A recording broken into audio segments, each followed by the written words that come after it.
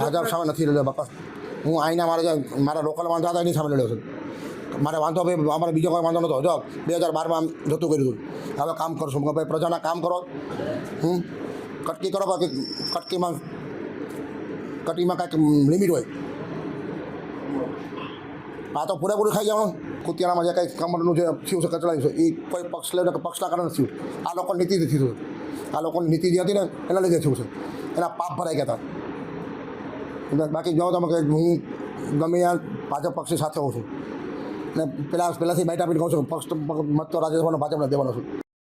હવે આવનારા સમયમાં સરકારશ્રીના માર્ગદર્શન નીચે રાહ નીચે અમે કુતિયાણાનો વિકાસ કરીશું અને જ્યાં જ્યાં પક્ષને ભાજપને મારી જરૂર પડી છે ત્યાં ઊભો રહ્યો છું અને ખુલ્લો જ ઊભો રહ્યો છું. અમને સરકારે કોઈ વાંધો નથી ભાઈ. સરકારે અમારો કોઈ પ્રશ્ન નહોતો. પ્રશ્ન ખાલી માત્રમાં એટલો જ હતો કે કુતિયાનો વિકાસ નહોતો થતો ભાઈ.